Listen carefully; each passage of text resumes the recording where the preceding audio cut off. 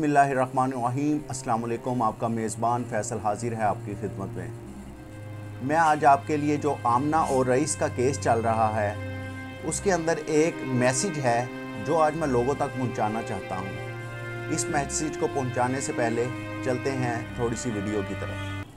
सुनना चाहता हूँ, मुझे A to Z सारी बात पता चल गई कि तुम्हारे हस्बैंड ने कोई प्री प्लानिंग नहीं की, कुछ भी नहीं की, CDR में हर चीज में निकल आया। उस लड़के को इश्क का भूत इतना सवार हुआ था। मैं वैसे बिल्कुल भी नहीं, उनका कोई प्लान नहीं था, उनको भी दीनों दुनिया का पता। मेरे हस्बैंड बिल्कुल भी ऐसे नहीं है, उनसे अच्छा हो गया, उनसे गलती हो गई। माँ बहन बेटियों की इज्जत कोई नहीं करेगा, ठीक है, बदतमीजियाँ करेगा, ट्रैप करेगा, उनके साथ ज्यादती करने की कोशिश करेगा, तो ऐसे मामला भी रोनमा आएंगे। इनका यही जो है क्या नाम लेते काम था।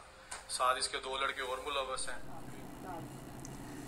जैसा कि आप आमना का इंटरव्यू देख चुके हैं, वो हर बार इंटरव्यू में एक ही कहानी दोहरा रही है। वो बार बार उसी कहानी को लोगों तक पहुंचा रही है। इससे ये बात साबित नहीं होगी कि ये बेगुनाह है। इसका गुनाह पकड़ा जा चुका है। जो कत्ल का जुल्म होता है वो अल्लाह की ज़ात के यहाँ इतना बड़ा होता है, इतना बड़ा होता है कि वो छुप नहीं सकता। वो एक ना एक दिन पकड़ा जाता है, जैसा कि आमना और इसका शौहर पकड़े जा चुके। जब उसके शौहर को पता चला तो उसने अपनी ही बीवी आमना का मोबाइल अपने पास रख लिया। उसने उसी के मोबाइल से खुद व्हाट्सएप करना शुरू कर दिए, जिससे रईस को ये यकीन दिलाता रहा कि वो आमना ही है। करते करते एक दिन ऐसा आया कि रईस आमना के घर उसको मिलने आया, तो उसके शौहर ने उसको पकड़ के दबोच लिया और उसको अपने ही बेडरूम में ले गया, जहाँ पे उसने उसको इतना मारा कि उसकी हड्डियाँ तोड़ दी। उसके मुंह के अंदर पेट्रोल की बोतल डाल के पेट्रोल डाला गया। इसके साथ साथ उसके जो प्राइवेट पार्ट्स थे उस पे डंडे मारे गए। यहाँ पे यह कहानी ख़त्म नहीं। वो लोग तशद्दुद कर रहे थे, उनको ज़रा सा खुदा का खौफ नहीं आया। उनको ये नहीं शर्म आई कि उनकी माँ, उनका बाप, उसी का बहन, भाई, इसी तरह उसकी बीवी, कोई तो है जो उसके लिए उसका इंतज़ार करता है। उनको ज़रा सा खुदा का खौफ नहीं आया। क्या आपको ये वीडियो देखकर लगता है कि आमना इनोसेंट है? उसने अपना ही नहीं, अपने माँ बाप, अपने बहन भाई, इसी के साथ साथ उसने एक ज़िंदगी को ख़त्म किया।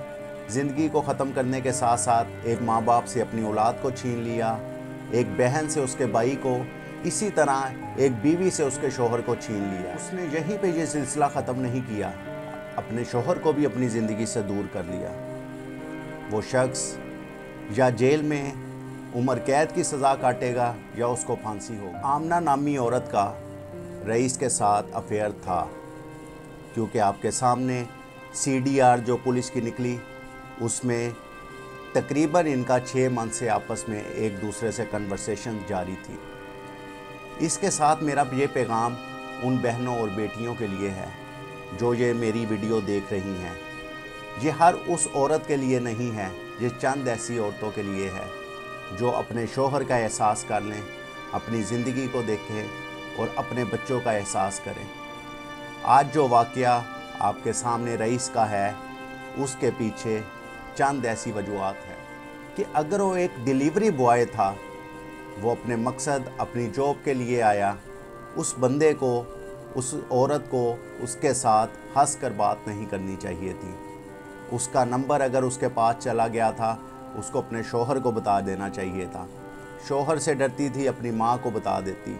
इसी तरह किसी अपने करीबी को ये बात लाजमी बताती। इसी तरह मेरा ये मैसेज उन लड़कों के लिए भी है जो ऐसी हरकतें करते हैं। वो कम से कम अपने माँ बाप का ख्याल कर लें, अपने बहन भाइयों का ख्याल कर लें। उनके पीछे उनका कोई इंतज़ार करने वाला है। आमना नामी लड़की का रईस के साथ अफेयर था। ये आपस में मिलते थे, लंबी लंबी कॉल पे बातें करते थे। इसके अलावा इनका आपस में एक दूसरे के साथ रिलेशन था। जब इसकी बेटी ने ये सब कुछ देखा तो वो सीढ़ियों से नीचे जाकर अपने दादा अबू को सब कुछ बताती है। जैसे ही वो ऊपर आकर उस कमरे को लॉक करते हैं तो ये उसको बालकोनी से भगा देती है, जिसमें वो लड़का भागने में उस दिन कामयाब हो। इसकी जो पोस्टमार्टम रिपोर्ट आई है वो बड़ी दर्दनाक है। जिसमें बताया गया कि इसकी हड्डियां तोड़ दी गई, इसके मुंह में पेट्रोल डाला गया, उसके अलावा इसके जो प्राइवेट पार्ट्स हैं उस पे मारा गया। इसी बात से इनका गुस्सा ठंडा नहीं हुआ, उन्होंने इसको आग लगा दी। खुदा का खौफ इनके दिल से ख़त्म हो चुका था। आमना इस बात को नहीं समझ रही थी कि गलती एक साइड से नहीं, ये दोनों साइड की गलती है। इसमें सिर्फ रईस इन्वॉल्व नहीं है। जैसा कि आप आमना का हर इंटरव्यू देख लें, उसका बात करने का एक ही स्टाइल है, बताती एक ही तरीके से है, जैसे उसने एक पूरी कहानी बनाई हो और वो उस कहानी से, और अगर डरती रहेंगी, किसी को नहीं बताएंगी, तो उसका अंजाम फिर ऐसा ही होगा जैसा रईस और आमना और फरहान का हुआ। फरहान और आमना ने अपनी ज़िंदगी जेल में गुजारनी है, इसी तरह रईस को उसके अपने घर वालों से दूर कर दिया। तो इस बात की ज़रा सी भी शर्म होगी कि रईस के माँ बाप के ऊपर क्या गुजर रही होगी, उसकी बहन, उसका भाई, उनके ऊपर क्या गुजर रही होगी। इसी के साथ मैं उसकी बीवी की तरफ चलता हूँ, उसको बेवा कर दिया। इसके साथ साथ उन शौहरों या हस्बैंड जो भी हैं, उनको ये चाहिए अपनी बीवियों के साथ अंडरस्टैंडिंग ऐसी रखें कि वो हर बात अपने हस्बैंड से शेयर कर सकें। मेरी आज की वीडियो का मकसद सिर्फ इन लोगों के लिए एक मैसेज था, जो लोग इस चीज़ को मामूली सी बात समझकर फ़ोन पे बात करते हैं, हंसी मजाक समझते हैं, लेकिन उसका नतीजा बड़ा दर्दनाक होता है। ये जुल्म है और इस जुल्म की अल्लाह के यहाँ कोई माफ़ी नहीं। इस वीडियो को सदका जारिया समझकर आगे शेयर करते रहें ताकि ये दूसरे लोगों तक भी पहुँचे। वो इस जो मैसेज है मेरा, इसको लेकर किसी और बीवी का हस्बैंड ना उससे छीन सके, इसी तरह किसी माँ बाप का उसका बेटा ना छीन सके, बहन से उसका भाई ना छीन सके। सिर्फ ये मैसेज आज का सदका जारिया समझकर इसको आगे शेयर कर दें, ये लोगों तक पहुंच सके। इसके साथ ही आपका मेज़बान आपसे इजाज़त चाहता है। अल्लाह हाफिज़।